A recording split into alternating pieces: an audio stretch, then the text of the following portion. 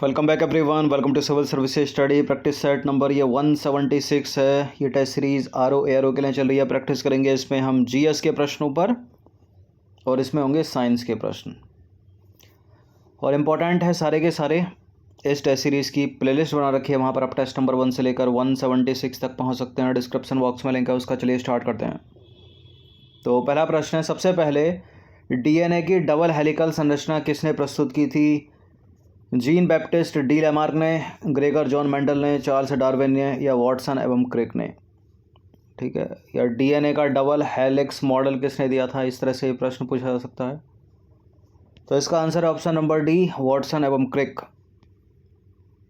देखिए, वर्ष 1953 में जेम्स डीवे वॉटसन और हैरी कॉम्पटन क्रिक, यानी वॉटसन एवं क्रिक शॉर्ट में बोलते हैं इनको, इन्होंने डीएनए की डबल हेलिकल संरचना यानी double helix model of DNA को प्रस्तुत किया था।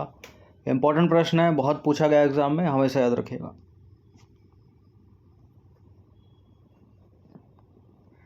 ये नंबर इस पर कॉल या व्हाट्सअप करके आप फुल टेस्ट सीरीज प्राप्त कर सकते हैं। आरओ एआरओ की दूसरा प्रश्न है, निम्नलिखित कथनों पर विचार करेंगे। दो स्टेटमेंट पर प्रश्न है ये।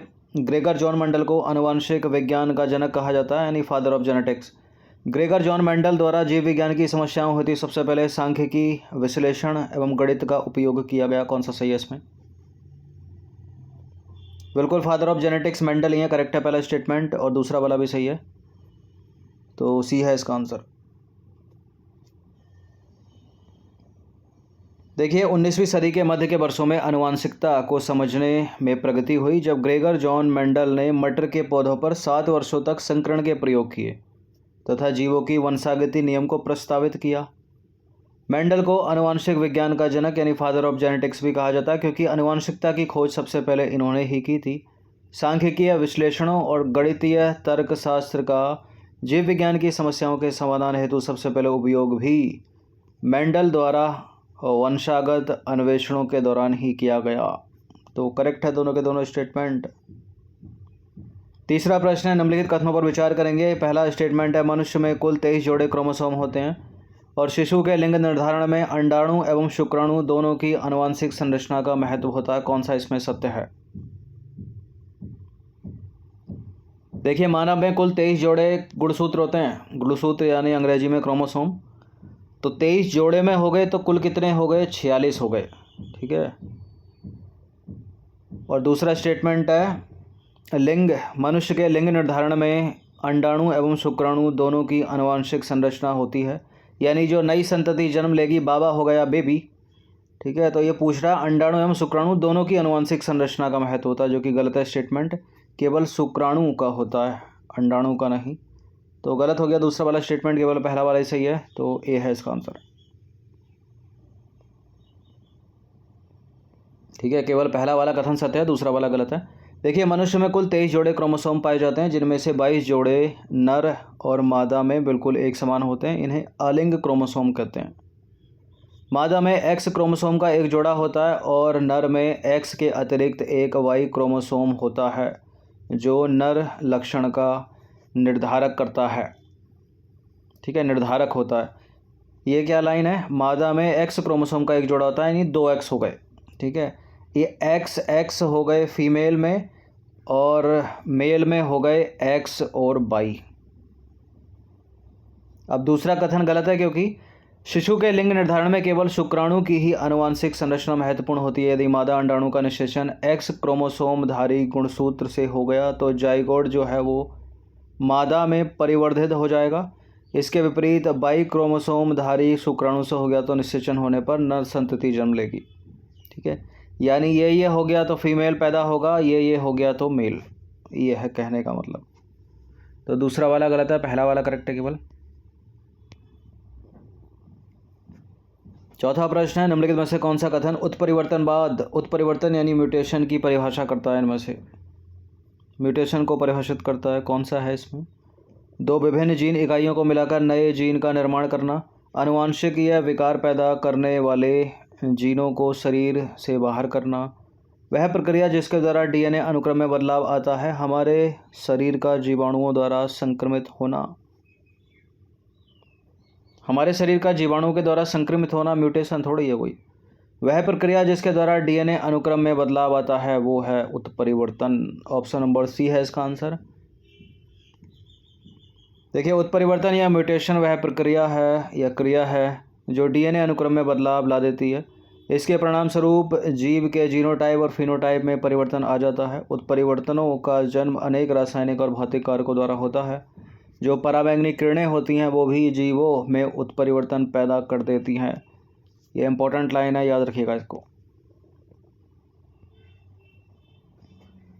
क्वेश्चन नंबर 5 है, निम्नलिखित में से कौन सा किसी जीव में आनुवंशिक सूचना का वाहक होता है? क्रोमोसोम, डीएनए, आरएनए या माइटोकॉन्ड्रिया?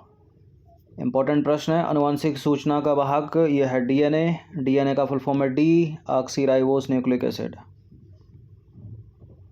देखिए, डीएनए किसी भी जीव में आनुवंशिक सूचना का वाहक होता है और किसी भी जीव के प्रत्येक लक्षण क्रोमोसोम में विद्यमान डीएनए पर स्थित जीन में निहित होते हैं।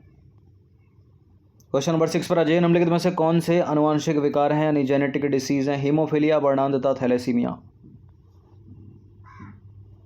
हीमोफीलिया भी एक जेनेटिक डिसीज़ है, वर्णांधता भी है, थैलेसीमिया भी है, तीनों के तीनों हैं। डी है इसका आंसर।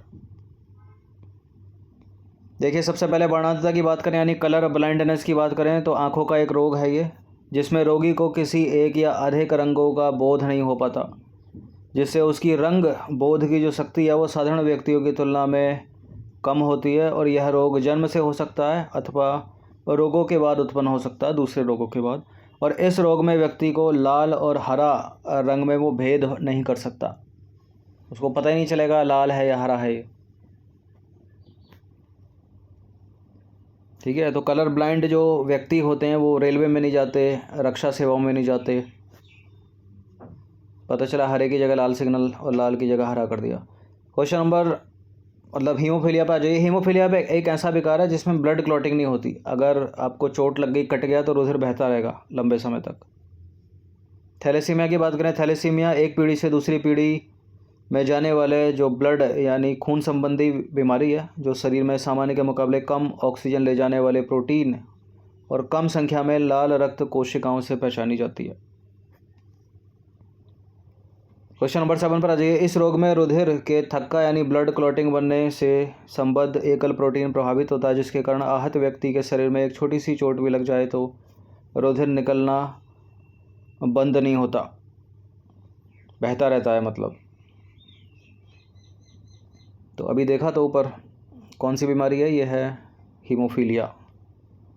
देखिए, हीमोफीलिया रोग में रुधिर के थक्का बनने से संबद्ध एकल प्रोटीन प्रभावित होता है।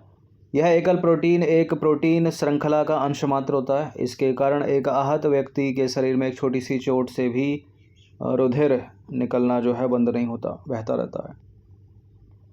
क्वेश्चन नंबर 8 पर आइए। निम्नलिखित कथनों पर विचार करेंगे। डाउन सिंड्रोम से ग्रसित जो व्यक्ति होते हैं वह छोटे कद के होते हैं और छोटे गोल सिर के होते हैं, यानी देखा जाए तो शारीरिक जो विकास है वो अवरुद्ध होता है। महिलाओं में जो बांझपन होता है वो इसी सिंड्रोम के कारण होता है, इसी किसी डाउन सिंड्रोम के कारण। ठीक है, बांझपन होगा तो मेंस्ट्रुएशन साइकिल नहीं होगी। ठीक है, संतति को जन्म नहीं दे सकती ऐसी स्त्रियां। तो करेक्ट है, दोनों के दोनों स्टेटमेंट बिल्कुल ऐसे ही होता है। सी है इसका आंसर। देखिए, डाउन सिंड्रोम इस आनुवंशिक विकार का कारण 21वें क्रोमोसोम की एक अतिरिक्त प्रति का आ जाना है और इस विकार को सर्वप्रथम लैंगडम डाउन ने 1866 में खोजा था।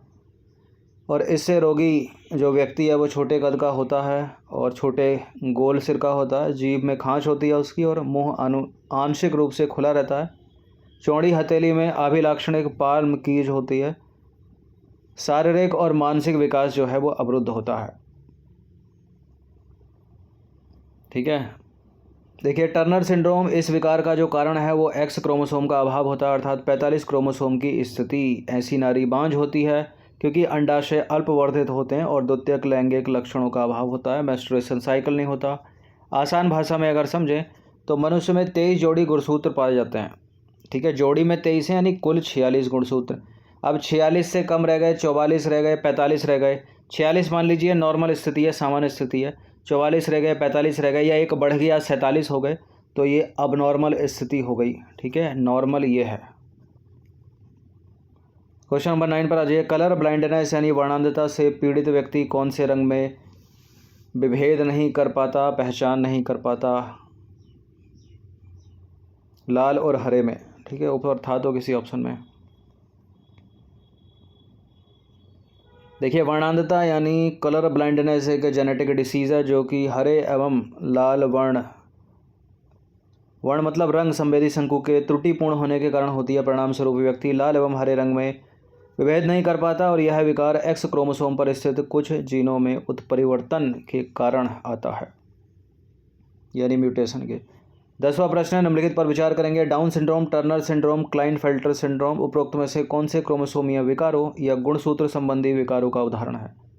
ठीक है, गुणसूत्र संबंधी विकार वही, मतलब नॉर्मल तो 46 गुणसूत्र है, 44 रह गए, किसी के 45 रह गए, किसी का एक बढ़ गया 47 हो गए, तो वो गुणसूत्र संबंधी विकार हो गया। तो ये तीनों के तीनों जो है वो गुणसूत्र संबंधी विकार हैं, यानी क्रोमोसोमीय विकार हैं। तो 1 2 3 इसका आंसर हो गया ऑप्शन नंबर डी। ग्रेजुएशन अगर BSc से किया होगा या 11th 12th में बायोलॉजी लिया होगा तो ये सब आपने पढ़ा होगा। नहीं पढ़ा है तो कोई ज़रूरत नहीं है, आप पढ़ लीजिए। देखिए मानव में क्रोमोसोम की कुल संख्या 46 होती है, मतलब 23 जोड़े। इनमें से 22 जोड़े अलिंग सूत्र होते हैं और एक जोड़ा होता है लिंग सूत्रों का। कभी कभी विरले ही सही व्यक्ति में क्रोमोसोम का एक अतिरिक्त जोड़ा शामिल हो जाता है, कभी एक जोड़े क्रोमोसोम की कमी हो जाती है। ठीक है, वही कहना चाह रहा है, ठीक है, एक कम हो गया, ज़्यादा हो गया, तो सामान्य से स्थिति जो है असामान्य हो गई। तो टर्नर सिंड्रोम हो गया, क्लाइनफेल्टर हो गया, डाउन सिंड्रोम हो गया। ऐसी स्थिति के प्रभाव से व्यक्ति में गंभीर रोग हो जाते हैं। क्रोमोसोमी विकारों के कारण जो मानव में रोग हो जाते हैं वो है डाउन सिंड्रोम, टर्नर सिंड्रोम और क्लाइनफेल्टर सिंड्रोम। क्वेश्चन नंबर 11 पर आ जाइए। डीएनए में कौन सी शर्करा होती है? डीएनए में कौन सी शर्करा होती है? डीएनए में इसमें होती है डीऑक्सीराइबोस शर्करा, डी है इसका आंसर। देखिए सजीव में 2 प्रकार के न्यूक्लिक अम्ल यानी न्यूक्लिक एसिड मिलते हैं, डीऑक्सीराइबो न्यूक्लिक एसिड यानी डीएनए और राइबो न्यूक्लिक एसिड यानी आरएनए, ये फुल फॉर्म है इनका। अधिकतर जीवों में आनुवांशिक पदार्थ जो है वो डीएनए होता है, कुछ विषाणुओं में आरएनए आनुवांशिक पदार्थ के रूप में मिलता है, लेकिन यह अधिकांशतः वाहक के रूप में काम करता है। 12वां प्रश्न है, डीएनए में उपलब्ध कौन से यौगिक अमीनो अम्ल यानी अमीनो एसिड बनाते हैं? Adenine, tyrosine, cytosine, guanine. DNA में उपलब्ध कौन से यौगिक अमीनो अम्ल बनाते हैं? एडेनिन बनाता है, ग्वानिन बनाता है, साइटोसिन बनाता है, टायरोसिन को हटा दीजिए। 1 2 4 किसमें? सी है इसका आंसर। तो डीएनए एक लंबा बहुलक है जिसकी लंबाई सामान्यतः इसमें मिलने वाले न्यूक्लियोटाइड्स पर निर्भर होती है। डीएनए में एडेनिन, ग्वानिन, साइटोसिन अमीनो अम्ल, डीएनए में एडेनिन, ग्वानिन तथा साइटोसिन अमीनो अम्ल बनाते हैं। टायरोसिन की बात करें तो टायरोसिन स्तनियों के शरीर में निर्मित होने वाला एक अतात्विक अमीनो अम्ल है, नॉन एसेंशियल अमीनो एसिड है। तो सी विकल्प वाला उत्तर सही होगा 1 2 4, क्योंकि थर्ड एलिमिनेट होगा। क्वेश्चन नंबर 13 पर आ जाइए। डीएनए के निम्नलिखित में से किस विशिष्टता ने उसे पीढ़ी दर पीढ़ी आनुवंशिक सूचना संग्रह करने और प्रेषण करने के लिए अद्वितीय रूप से उपयुक्त बनाया है? 2 स्टैंडर्ड्स, डबल हेलिक्स, शर्करा फॉस्फेट बैकबोन या प्रति मोड़ क्षारक युग्मों की संख्या? ये ऐसा 2 स्टैंडर्ड के कारण होता है, ठीक है, 2 रज्जुकों की पूरकता, ऑप्शन नंबर ए है इसका आंसर। देखिए डीएनए की 2 रज्जुकों से संयुक्त यानी 2 स्टैंडर्ड संरचना जो है उसे पीढ़ी दर पीढ़ी आनुवंशिक सूचना संग्रह करने और प्रेषण करने हेतु सक्षम बनाती है। अब आ जाइए क्वेश्चन नंबर 14 पर। डीएनए के 2 रज्जुकों के क्षार आपस में किस बॉन्ड के द्वारा, किस बंध के द्वारा जुड़े होते हैं? ये ऐसा डायग्राम आपने देखा होगा डीएनए का, ठीक है, इस तरह का। तो ये जो जुड़े होते हैं, ये जुड़े होते हैं हाइड्रोजन बॉन्ड के द्वारा, ऑप्शन नंबर सी है इसका आंसर। देखिए द्विकुंडली डीएनए के 2 रज्जुकों के क्षार आपस में हाइड्रोजन बंध द्वारा युग्मित होकर क्षार युग्मक बनाते हैं। एडेनिन व थाइमिन जो विपरीत रज्जुकों में मिलते हैं आपस में हाइड्रोजन बंध बनाते हैं। और ठीक इसी तरह से ग्वानिन साइटोसिन से 3 हाइड्रोजन बंध द्वारा बंधा रहता है, जिसके फलस्वरूप सदैव यूरिन के विपरीत दिशा में पिरिमिडिन होता है। इससे कुंडली के दोनों रज्जुकों के बीच जो दूरी है वह लगभग समान रहती है, ठीक है, इस दूरी की बात कर रहा है वो जो बीच में जगह है ये। क्वेश्चन नंबर 15 पर आ जाइए। 2 स्टेटमेंट वाला ये प्रश्न है। आनुवंशिक सूचनाओं का प्रवाह डीएनए से आरएनए व इससे प्रोटीन में होता है। डीएनए से आरएनए, आरएनए से प्रोटीन में होता है। दूसरा स्टेटमेंट है आनुवंशिक सूचनाओं का संचय डीएनए व आनुवंशिक सूचनाओं का स्थानांतरण आरएनए के द्वारा होता है। ठीक है, क्या कह रहा है दूसरा स्टेटमेंट, आनुवंशिक सूचनाओं का जो संचय है वो डीएनए व आनुवंशिक सूचनाओं का जो स्थानांतरण है वो आरएनए के द्वारा होता है। दोनों की दोनों बता सकते हैं, सी है इसका आंसर। देखिए, आनुवंशिक सूचनाओं का प्रभाव डीएनए से आरएनए में होता है और आरएनए से होता है प्रोटीन में। डीएनए व आरएनए दोनों आनुवंशिक पदार्थ के रूप में कार्य करते हैं। डीएनए अधिक स्थायी होने से आनुवंशिक सूचनाओं का संचय हेतु सबसे उपयोगी है, जबकि आनुवंशिक सूचनाओं के स्थानांतरण हेतु आरएनए उपयुक्त है। क्वेश्चन नंबर 16 पर आ जाइए। डीएनए की एक रज्जुक से आनुवंशिक सूचनाओं का आरएनए में प्रतिलिपिकरण करने की प्रक्रिया को क्या कहोगे, यानी कॉपिंग। क्या कहेंगे इसको, जीन एडिटिंग, म्यूटेशन, ट्रांसलेशन या ट्रांसक्रिप्शन। इसको कहेंगे अनुलेखन, ट्रांसक्रिप्शन, डी। देखिए, डीएनए की एक रज्जुक से आनुवंशिक सूचनाओं का आरएनए में प्रतिलिपिकरण यानी कॉपिंग करने की प्रक्रिया ट्रांसक्रिप्शन यानी अनुलेखन कहलाती है। अनुलेखन के दौरान दोनों रज्जुकों का प्रतिलिपिकरण एक साथ नहीं होता है। क्वेश्चन नंबर 17 पर आ जाइए। निम्नलिखित कथनों पर विचार करेंगे। पहला कथन है, वंशानुक्रम की क्रियात्मक इकाई को जीन कहते हैं और जीन कोशिकाओं के केंद्रक पर उपस्थित होते हैं। जीन कोशिकाओं के डीएनए पर उपस्थित होते हैं, केंद्रक पर नहीं। गलत है दूसरा वाला स्टेटमेंट, केवल पहला वाला करेक्ट है। तो कथन एक है असत्य, कथन एक है सत्य, दूसरा है असत्य, क्योंकि जीन वंशानुक्रम की क्रियात्मक इकाई है तथा ये डीएनए पर उपस्थित होते हैं, स्थित होते हैं, न कि केंद्रक पर। क्वेश्चन नंबर 18 पर आ जाइए। विभिन्न आरएनए और उनके कार्यों के संबंध में नीचे युग्म दिए हैं, कौन कौन सा युग्म सही सम्मिलित है। देखिए, आरएनए 3 प्रकार के होते हैं, एमआरएनए, टीआरएनए और आरआरएनए। ठीक है, एमआरएनए टेम्पलेट प्रदान करता है, टीआरएनए अमीनो अम्ल लाता है और आरआरएनए स्थानांतरण के दौरान संरचनात्मक व उत्प्रेरक की भूमिका निभाता है। ठीक है, स्कूल में पढ़ा होगा, बायोलॉजी होगी तो बिल्कुल। एमआरएनए टेम्पलेट प्रदान करता है, आरआरएनए टीआरएनए अमीनो अम्ल लाता है और आरआरएनए स्थानांतरण के दौरान संरचनात्मक व उत्प्रेरक भूमिका निभाता है। ये तीनों के तीनों सत्य हैं, डी है इसका आंसर।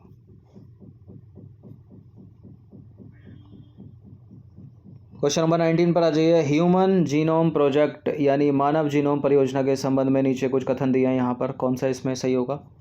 देखिए, यह परियोजना WHO के द्वारा शुरू की गई थी। इस परियोजना का उद्देश्य है मानव जीनोम में स्थित क्षारों के अनुक्रम का पता लगाना। कौन सा इसमें करेक्ट है। ठीक है, काफ़ी पुरानी परियोजना है। ह्यूमन जीनोम प्रोजेक्ट जो है ये अमेरिका के ऊर्जा और स्वास्थ्य मंत्रालय की परियोजना है, WHO की नहीं है। तो गलत है पहला वाला स्टेटमेंट। इस परियोजना का उद्देश्य है मानव जीनोम में स्थित क्षारों के अनुक्रम का पता लगाना। तो दूसरा वाला केवल करेक्ट है, भी है इसका आंसर। तो पहला वाला सत्य है, क्योंकि मानव जीनोम परियोजना या ह्यूमन जीनोम परियोजना 13 वर्ष की योजना थी, जिसे अमेरिकी ऊर्जा विभाग व राष्ट्रीय स्वास्थ्य संस्थान द्वारा सहयोग प्राप्त था और प्रारंभिक वर्षों में केवल ब्रिटेन की भागीदारी थी इसमें, किंतु बाद में जापान, फ्रांस, जर्मनी, चीन व अन्य देशों द्वारा सहयोग प्रदान किया गया। दूसरा वाला करेक्ट है, क्योंकि मानव जीनोम परियोजना एक बृहत योजना थी जिसका उद्देश्य मानव जीनोम में स्थित सभी क्षारों का अनुक्रम करना था।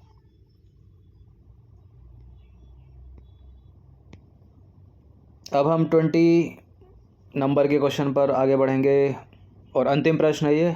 डीएनए फिंगर प्रिंटिंग या डीएनए अंगुली छाप तकनीक के संबंध में नीचे दिए गए कुछ कथन हैं और कौन सा कथन इनमें से सत्य होगा। यह दो व्यक्तियों के बीच डीएनए अनुक्रम की तुलना करने की एक त्वरित विधि है। न्यायालय द्वारा पहचान के औजार के रूप में इस तकनीक का उपयोग किया जाता है। हाल ही में सुप्रीम कोर्ट ने डीएनए फिंगर प्रिंटिंग के ऊपर निर्णय दिया था। ठीक है, निर्णय क्या था कि ये जो डीएनए फिंगर प्रिंटिंग है, इसके जो सबूत होते हैं, इसको पुख्ता सबूत ना माना जाए, इसको भी आम सबूतों की तरह एक सबूत माना जाए और इन सारे सबूतों का कलेक्शन करके ही निर्णय दिया जाएगा। ऐसा नहीं है कि डीएनए, क्योंकि इसमें जो है फेर बदल किया जा सकता है, इसमें भी छेड़छाड़ की जा सकती है। ठीक है, ये नई रिपोर्ट है। देखिए, डीएनए फिंगर प्रिंटिंग तकनीक मानव जीनोम के आनुवंशिक नक्शे को तैयार करने में लाभदायक है। बिल्कुल, ये सभी सही हैं। ठीक है, डी है इसका आंसर, 1 2 3। तो उपरोक्त सारे के सारे सत्य हैं, डी है इसका आंसर। ये है इसकी एक्सप्लेनेशन, इसको पढ़ सकते हो आप। देखिए इसमें जो नमूने लिए जाते हैं वो खून के, बाल के, हड्डी, त्वचा, लार, शुक्राणु आदि के लिए जाते हैं।